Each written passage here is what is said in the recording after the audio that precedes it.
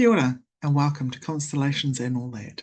I'm your host, Tracy Cartwright, and together we will be exploring the world of family constellations with facilitators and clients from around the world, looking at different perspectives and experiences in the work, having a cup of tea, and just chatting with some friends around their experiences in constellations. We'd love for you to join us. I hope that you enjoy this series as much as I have loved making it.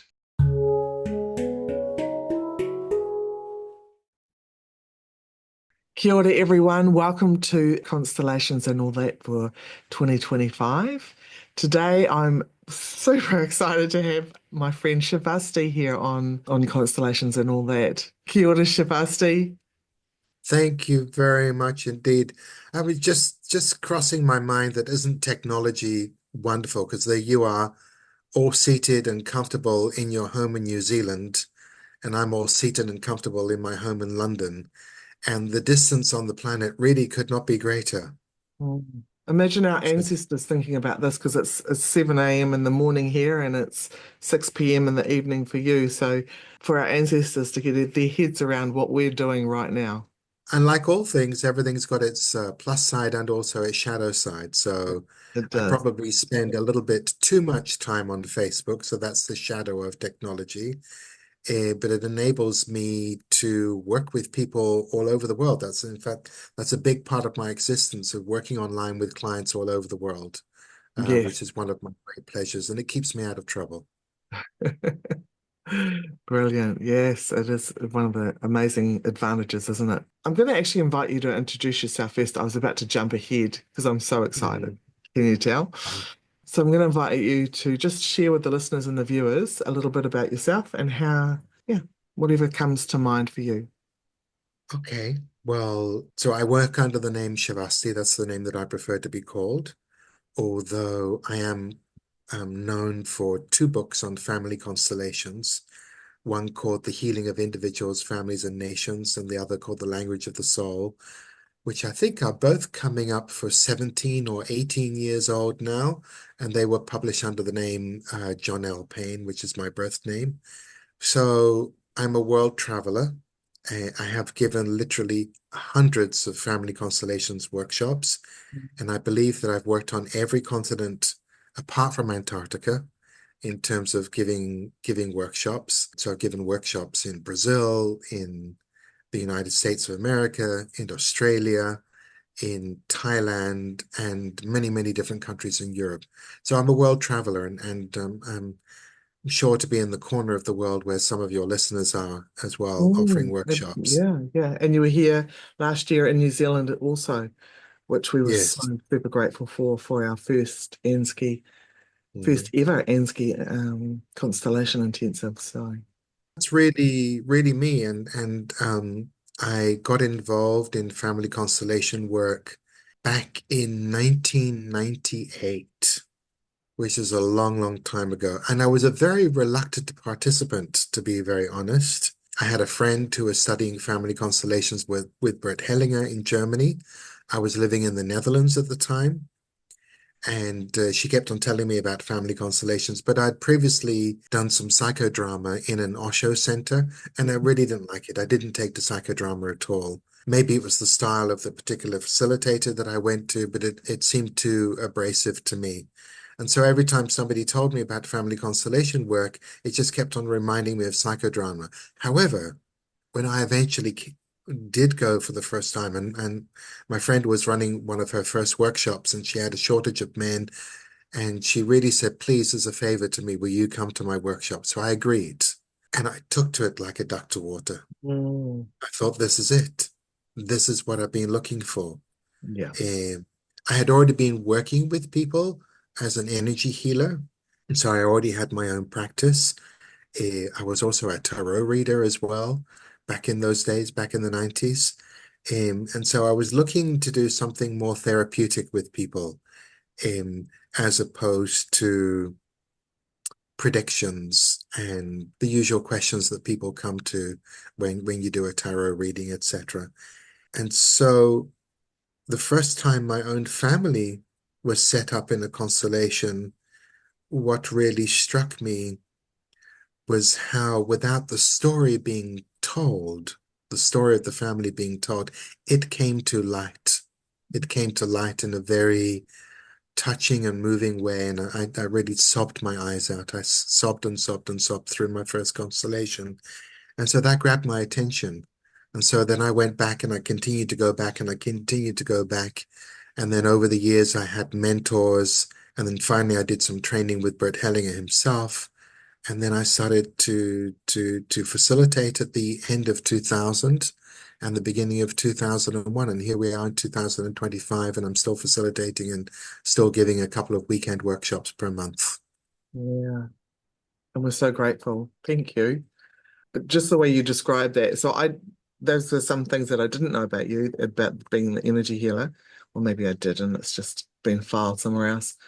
Because that's kind of the same route for myself coming into the work as well. Some people come in through the energy side of things, and others come in Mhm. through the psychology side of things, right? People find their way different ways. I did further develop my energy healing work. I went to the Barbara Brennan School of Healing for a couple of Oh, years. And then I did another program of shamanic healing for 3 years. So I did spend 5 years in healing school after having had a practice in energy healing. So it's been a big part of my life. So has shamanism. yes, I actually did know that. I think it was just the way you described it. It was felt like a whole lot of new knowledge for me. So, thank you for reminding me about that. But for me, it was the same too. You know, the first time I actually experienced it, someone had been trying to describe it to me, and I couldn't fathom it. And then when I experienced it, it was like, oh, this is what I've been waiting for. Ah, well, Mm. tell you the truth, after 25 years of working with family constellations work, I still can't fathom it. I mean, there's something about surrendering to the mystery of it. There is Yes. a little bit of a mystery of it without making that sound too woo-woo. Just that certain things happen within a constellation, certain movements take place, and certain phenomena become Mm. present, Yeah. that we have no real explanation for other than to accept it is. It certainly is. I remember the second or third constellation workshop that I went to. I was asked to represent someone's grandfather. Again, no information was given about the grandfather. In fact, he was just simply pulled into the constellation rather than being central to the story. So in the preamble before the constellation, in terms of talking about the client's issue, etc., no information was given about the grandfather whatsoever, and I had no way of knowing it. And so I was asked by the facilitator to step in as the grandfather, and as I did so, I stood on one leg. And Mm. what was really bizarre, as much as I tried to put that leg down, because I felt very self-conscious, I tried to put that leg down, and boop, it kept on coming back up, and boop, it kept on coming back up. And then the client said to the facilitator, "My grandfather lost his leg in the First World War." I Mm. had no way of knowing that. Yeah. No way of knowing that. And so one of the wonderful and beautiful things about family constellation work is that we're not tapping into our psychic gifts, because anyone at all can represent in a family constellation. So you don't have to be psychically gifted. You don't even have to be particularly energetically gifted. In fact, what I find with my own clients and my own workshops, the less I say, the easier it is. The less I explain, the easier it is. Because when we start explaining how it works, we start talking about the morphogenic field and we talk about the knowing field, etc., then I notice that people become a little bit anxious, and then there is this expectation they have to know how to do a particular thing. Mm. And in my observation, less is more, and the work then just remains clean. Mhm. Yeah, sometimes I have a client in the field or someone who's representing in the field, and they're like, I don't feel anything. And that I'm just like, perfect. It's okay. It's obviously what's there. So they're Mhm. starting to feel self-conscious that, oh, I'm not doing this right, or I don't know how to feel or whatever. But often Mhm. it's the perfect feedback for what's going Mhm. on for that person who's being represented. Well, sometimes they're representing somebody who was numb in real life. Yeah, yeah, exactly. Oh, Yeah, that's exactly what's happening. Yeah. yeah. So, Mm. Shavasti, tell me a little bit more about your recent book that you've, it's an audio book, is that correct? Yeah, which is not really that recent. It's actually 10 years old. So I haven't actually created anything or written a book or done I've got my YouTube videos and I've got my Instagram videos, etc., which are all recent and current, and I currently Mhm. generate them. But the last piece of material that I produce is an audio book, um, which is really an audio presentation because I'm not sitting there reading a book. I actually just went into a studio and sat in front of a microphone and I talked for 5 hours. Um, did take one break, but basically without breaks. And so it's called Teachings from an Awakened Heart. Mm.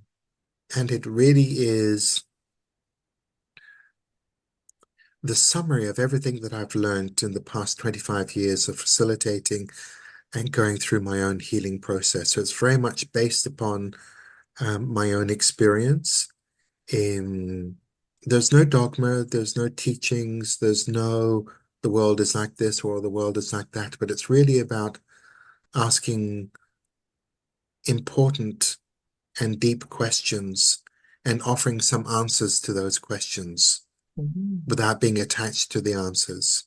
Yeah. Part of the sharing is a near-death experience that I had in 2013. I had a motorcycle accident in Thailand, which led to an incredible out-of-body experience that was very transformative. Plus also another pivotal experience moment of mine in 2007 when I was involved in an armed robbery and had a gun pointed to my head. And then a moment when a voice saved me. And Mm. so whether that was the voice of God or my spirit guides or an ancestor, I have no idea. I Yeah. don't try and figure those things out. I just take them for what they are. And so there was a voice that assured me that everything was going to be okay. And then a miracle happened. A miracle literally happened. And so in the book, I talk about these two experiences as things that changed the direction of my life. And so in South Africa, with the armed robbery, it changed the direction of my life because I suddenly knew that now was the time to go to healing school. Now was the time to leave South Africa and go elsewhere. Because certainly being in South Africa and trying to attend a school in Europe was financially not really feasible. So I really had to up sticks and move, which was not an easy thing to do because I loved my house. I loved the land that I was on. And so some sacrifices were needed. But when there's such a shocking and traumatic event, it's really difficult to stay still and stay in the same place. You have to move. Mhm. And so I'm guessing the universe booted me out of South Africa and set me on a different path, a path for which I'm very, very grateful. Mhm.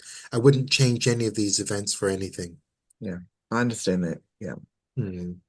So Okay. in the book, I explore that and I really take people on a journey. Um, and some people feel very touched. Some people are moved to tears when they listen to it, or Mm. they're taken into an altered state as I weave in and out teachings based upon my own experience. So not the sort of thing you could be driving a car listening to? Not if Some you're going to people go into an have. altered state. Some people have.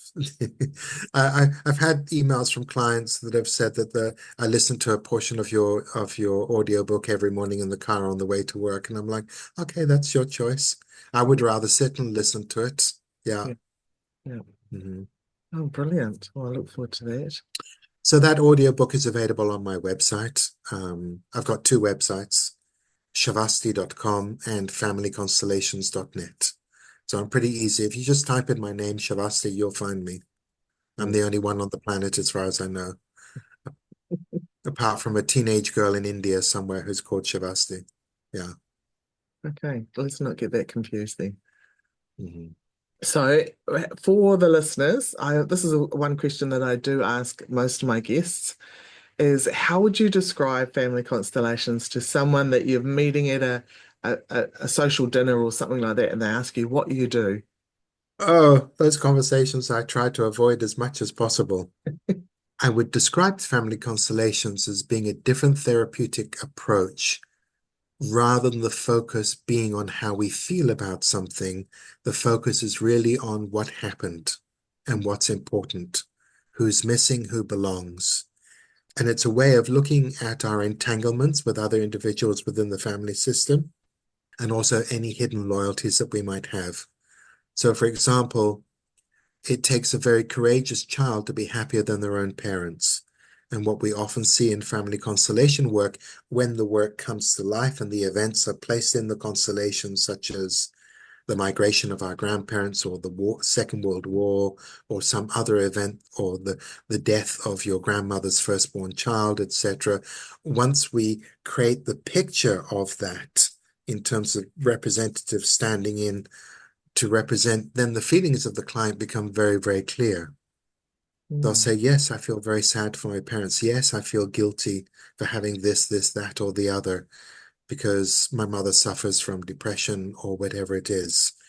And so what I find, particularly in my private practice, that I have many clients that come to me who have spent many years in psychotherapy, and the psychotherapist has never delved into the history of their family.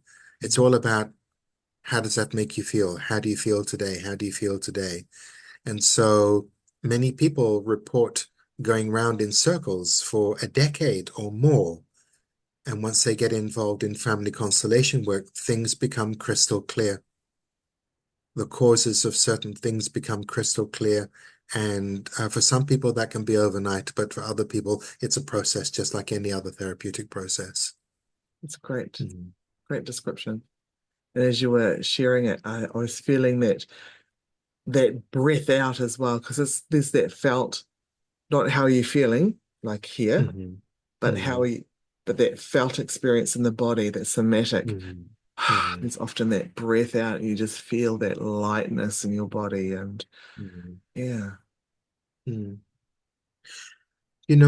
Moving with what you've brought in now in terms of that relief, that feeling of relief, that breath out, the amount of times that I've seen that happen when a missing person is brought into the family system.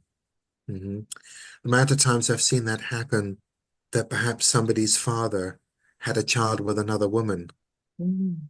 And when we include that child in the lineup of the siblings, everybody's like, oh, they're here. Why do I feel so different? Why do I feel relieved that they're here? And that's because the family soul cannot tolerate the exclusion of anyone. Mhm. Mm. And so that relief comes when truth becomes visible. And what I love about family constellation work is that the truth is very simple. It's Yes. devoid of masks. It's devoid of pretenses. It just is the simple, simple, simple truth that this sibling belongs. Your father's first wife belongs. Your mother's first husband belongs. And Mm. their children belong. And so no one is excluded. And so that brings great, great, great, great, great relief. And particularly when we go back to previous generations, the amount of children that died under the age of 5 from normal illnesses such as measles, mumps, etc. And so when we begin to include all of the lost children and the children that perhaps have not been fully mourned for, there is great relief that's felt in the system. Great relief that's felt in the system. Yeah. Yes. Yes, that's actually really close to home for me too. Mm-hmm. It was, Mm. both. It's a very somatic experience. Yeah, yeah. Mm-hmm. My maternal grandmother was one of 8 and only one of 3 that survived. Right. Yeah. And so that was really, yeah, really strong within me. Mm-hmm. And to be able to, the grief that was never shared, I Mm-hmm. never released down the family, through the family system. Mm-hmm. Mm. It had a big impact on my life actually. And then Well, for finding many out, generations, people have been living in survival. They've been living from paycheck to paycheck, wondering when the next penny is coming from, wondering where the next meal is going to come from. And so they lived with a lot of tragedy, and they did not have the luxury that we have in 2025 of having many, many resources available to us. We can attend family constellation workshops, we can go to therapy, we can have healing sessions, etc. So we live in a very privileged generation, in a very, very privileged generation Yes. where we have so many resources open and available to us.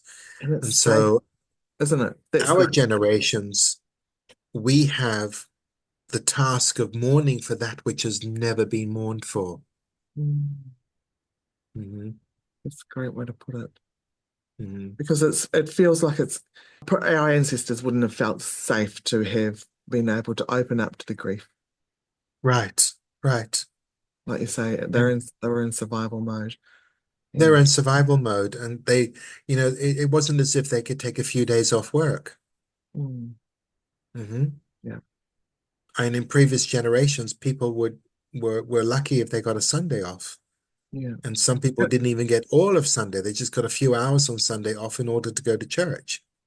Hmm. that's true. Yeah. And I do see that for some people who aren't there yet to be able to look at their whatever's they're entangled with. I'm just thinking of a Hmm. couple of people in particular around me at the moment that haven't been able to stop, given Hmm. themselves a chance to stop and have a look. And Hmm. it just feels like it's a continual loop. Like Hmm. they just go, go, go, go, go. The Well, the beautiful thing important about thing to realize is that none of us are islands. We mm, never have been islands. yeah, You know those Russian dolls? I think they're called babushkas, and if we lift it, mm, there's somebody else inside, and we lift that, there's somebody else inside. So our mother and our father and our grandparents literally live inside us. yes, And so we can see that through epigenetics as well, in terms of what we inherit and mental and emotional and hormonal conditions that get passed on from generation to generation. And all of these feelings of the unprocessed trauma get passed down as well. And we are the generation that have the freedom. You know, we can either say, this is a burden to me. I have to do a family constellation work in order to clear up the mess of my family. That's one way of looking at it. mm, The other thing is to say, this is an absolute privilege. I have the privilege and freedom to do this mm. that no previous generation has had before. Yes, Mm. it just feels like a real honor. Absolutely. And you're taking your work all around the world. Got your wings in Europe. I know that this year you're going to Greece and Bulgaria, Australia. Greece, Bulgaria, Romania, Australia, Bali, Kuala Lumpur in Malaysia. I'm going to Egypt next week. The week afterwards, I'm going to Cyprus. I'm a travel bunny. Yeah. Fantastic. It's so great. So on average, I give 2 workshops per month, 2 3-day workshops per month, basically 10 or 11 months per year. I do that. So I normally take off time at Christmas time and I take the odd week off here and there as well. And I travel to see friends or spend a few days in the countryside with a friend in a cottage or something like that. So I do some self-care. But travel has been a big part of my life. Travel has been a part of my life. I took my first flight when I was 6 months old. Wow. So I've lived in several different countries across the world. I've lived in Australia, went to high school in Australia, went to school in Singapore when I was a child as well. I've lived in the Netherlands, was born in Germany, have one English parent and one Gibraltarian parent. So this internationalism has just very much been a flavor of my life, and I just don't know it any other way. That's And I'm magnificent. constantly planning to move. As my friends always know, where are you moving to now? Because I'll see a documentary on TV about some town somewhere on the other side of the planet, and I'll go, "Oh, I'd like to go there. I'd like to live there for a year or something like that." So I'm always planning to. I've been in London for 9 years now, and every other month I'm planning to leave, but it hasn't happened yet. Hmm. Oh, that's funny. Yeah. A little bit gypsy-like and wanting to Yeah, very everything. much gypsy life. Well, I can blame my parents for that because we moved every 3 years when I was a kid. Oh, yeah. Yeah. And it's a comfortable thing for you, right? Yeah, it's a very comfortable thing for me. Yeah. I'm glad that I finally made it to New Zealand and thank you for the invitation there. Oh, it was such a pleasure. We had such a good time. And the powerful sharings that you gifted us. Yeah, Mm, yeah. We'll be forever grateful for that. Thank Thank you, you. Thank Shavasti. you. Yeah. And we had a lot of laughs and learnt lots of things along the way too. So yeah, I look forward to you coming back to New Zealand sometime in the future. I very much look forward to coming back, and so I'm going to be very close at the end of Mm. the year in Australia, just across a little bit of water from you. But unfortunately, things don't work out this time, That would have coordinate. panned out this time, no, but you never know No, what's around the corner, right? because you're going to be in Mexico whilst I'm there, and so that didn't work out. Yeah. So what I love about the privilege of traveling the world and teaching is that I get to work in different cultures. Mm. Hmm. And so what I've learned is that everyone and every culture is completely different, Yeah. and everyone and every culture is exactly the same. There's a basic need to be heard, Hmm. to be seen, to be respected, to be held in safety, and to be loved. That never changes. And that doesn't matter whether I'm in London or India or Bulgaria or Cyprus or Australia or New Zealand. Those ingredients never shift. They never change. So I've never come across a culture or a country where people don't need those basic things. That is the basic requirement. That is the basic requirement. And I know that every person that walks through that door onto one of my workshops on one level or another is saying, please just hold me. Yeah. And that's my job. That's my job. That is my job. Hmm. And so part of my job is simply to love people, to be in that place of stillness and peace, and to respond to that deeper request of please just hold me.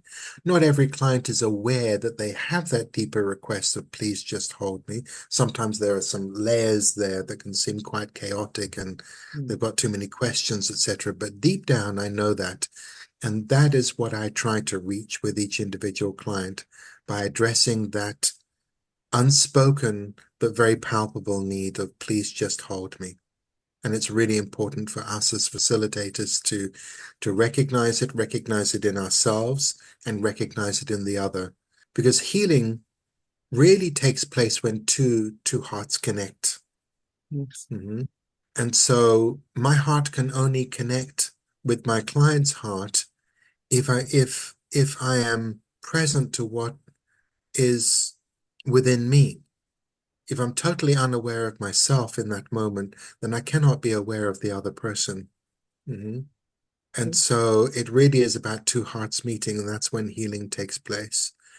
And so, really, for facilitators, the focus really needs to be on loving presence Mm. rather than technical proficiency. Mhm. Yeah. On loving focus rather than technical proficiency. Because constellations have a way of sorting themselves out, and with loving guidance, we can come to a resolution. With Mm. loving guidance, we can come to a resolution. Mm. That's so beautiful. Yeah. In such an eloquent Mm. way to put it. Mhm. Yeah. Mm. So this is also gives you a bit of a flavor of what I'm talking about in terms of my audiobook, Teachings from Mhm. Awakened Heart. I just basically talk about what I know and what I think I know. And what we know evolves over time. Mhm. I think about the two books that I wrote on family constellation work some 17, 18 years ago. And I know for a fact that there are several things that I would say differently nowadays. Yeah. Because I'm not who I was 17 years ago, and hopefully not. Mm. Yeah. And what is the point of being on this path of transformation and healing if we remain the same for 17 years? Mhm. That's There will right. be some basic fundamentals that might be the same or slightly nuanced, but hopefully we change and we're able to look in the mirror and be honest with ourselves and transform and transmute something, I offer what I know right now. This is what I know right now. Mhm. And I tend to talk about what I absolutely know to be true. And with the stuff that I don't absolutely know to be true, but I suspect might be true, I generally tend to say, well, I'm not sure. I don't know. I have no qualm saying, I just don't know. Even in front of a large group of 100 people who might be hanging off every word that I say, just to say, I don't know. I Mm. don't know. Mhm. Yeah. Um, when people ask me about whether certain things are ancestral or come from a past life, I just shrug my shoulders and say, I don't know. Mhm. Um, Reincarnation was certainly a very strong belief I had back in the 1990s and the early 2000s. It's no longer a strong belief, but I don't dismiss it.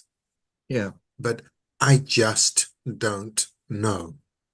Mm. What I mean is, I don't know it absolutely for certain.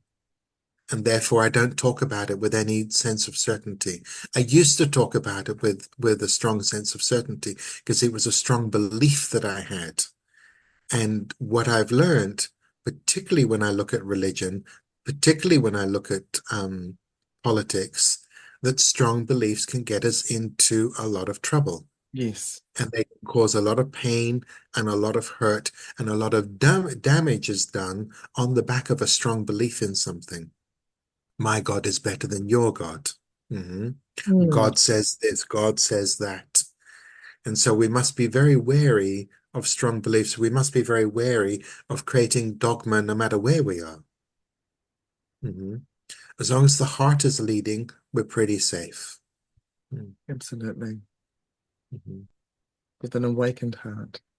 Indeed. Or an awakening heart. It's not a complete job. Yeah. It's true. Yeah. It's Mm. forever. A little bit like that onion, isn't it? Still ever Yes. evolving. Hmm. Mm. Mm. So when and how did you get involved in family constellations? I have no idea. Do we have time for this? I'm just Yeah, aware of our yep. time together. Yeah. Myself, I got involved in it when my father began his cancer journey, Hmm. and I was already working as an energy healer, and I would go down to Wellington. So I'm in the top of the North Island, and I'd go down to the Mm. bottom of the North Island and to different spots around New Zealand. But it was this particular weekend I went down there, and my dad had just had an operation. They were going to see if they could cut the cancer out of his lungs, and they just closed him up and said, "I'll go home and get your things in order." Hmm. And my dad, part of our journey together was he was really good at triggering me with things. And Right. something that happened directly after that really, really triggered me. So I went down to this weekend experience. We call it a wānanga on a marae in New Zealand. And there was a family constellation facilitator, Mark Johnson Hmm. from Seattle. And he was talking about the work and sharing about it. And I could already And what feel, year was this? oh, about 2010, Ah, somewhere around okay. there. Okay. Yeah, Okay. somewhere around Well, there. that's a good 15 years ago. Yeah, and he was just like, who wants to sit in the hot seat? And my hand went up without me even knowing. I kind of got a bit of a Mm-hmm. fright when I realized my hand was up because Mm-hmm. my inner child was rising up, terrified that my dad would die, and I would never have known if he even loved me because there was no connection. We lived in the same Mm-hmm. household, but there was no connection. So that was my first experience, and being able to see, sitting on the outside, and being able to see my father and mother in the field there as representatives, this huge weight that lifted off me Mm-hmm. because in my child, my inner child was just totally taking everything on board, thinking it was all my fault, and being able to see that what was behind it Mm-hmm. between mum and dad, and just being able to leave it with them was such a big relief. Such a big, Huge relief. Yeah. and I got to spend another couple of years with dad, and we got to really solidify our relationship. So that was beautiful. Mm-hmm. Yeah. One of that's very nice, Tracy. Thank you very much for that sharing. you've highlighted one of the great prizes of family constellation work. We can never undervalue coming to peace with our parents. Mhm. You know, whenever I meet somebody that's constantly raging at the world, and we've all met people who are constantly raging at the world, Yeah, mhm, absolutely. then we absolutely know that they are not at peace with one or both of their parents. Because when we're not at peace with our parents, we find other things that are wrong in the world. And when we come to peace with our parents, it's not that we ignore injustice and things like that. Of course, there are things to get annoyed about and things to get angry about and things to protest about, etc. That will always continue. But we no longer live with the constant angst. We can look at things for what they are. I don't like this political event. I'm going to protest against this political event, as opposed to living with this constant cycle of anger and frustration. Mm. Big, big, big difference. Yeah. Mm, absolutely. So it's been wonderful to connect with you. Do you have any final questions for me, Tracy? I know that you have quite a bit of information on YouTube. You have already shared that you've got a couple of websites, and if people want to find you on Facebook, you also have a community. Is that correct? Yeah, I do. Family Constellations International is a Facebook group. So that's on Facebook, and I think I've got about 4,000 members there. Basically, anything you want to know about me, just type in my name, Shavasti, Shavasti, on Google, and you will find me. If you go to YouTube and type in Shavasti, I've got more than 60 videos for you to listen to as well. Yeah, so grateful for Um, you and your resources. Yeah, and I've shared with you before, but I'll share with the listeners. Shavasti's books were some of the pivotal things for me in the beginning of my journey. And I remember mm, reaching out to you. You probably don't remember this, but many, many years ago, saying, I would love for you to come to New Zealand one day. mhm. Putting that, planting And that so it seed in your happened. head. Yeah, it happened. So, Yes. So it so happened. yeah. Well, I'm going to hold you to a second visit to New Zealand because I look very much looking forward to come, and maybe I can do 2 or 3 workshops back to back if there are enough people and stuff like that, and make it a visit. Yeah, That would be right. wonderful, wonderful. It was a very wonderful journey for me. It was an honor to be invited, although it's probably the longest flight of my life. But it was very comfortable, as you do know. It was a very comfortable flight. So, yeah. Well, thank you for constantly supporting my work. Thank you for being one of my greatest fans. You're And welcome. It's a pleasure. I look forward to connecting with you again, Tracy. Thank you. Thank you so much. Thank you for being here and sharing your wisdom. And yeah, it's always a delight. Thank you for listening. Head over to Instagram and tell me what's resonated for you with this episode. You'll find me at tracy.cartwright. That's Tracy with no E, .cartwright.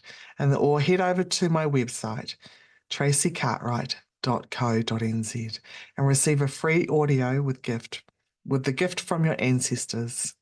So until next time, be kind to yourself and have fun doing it.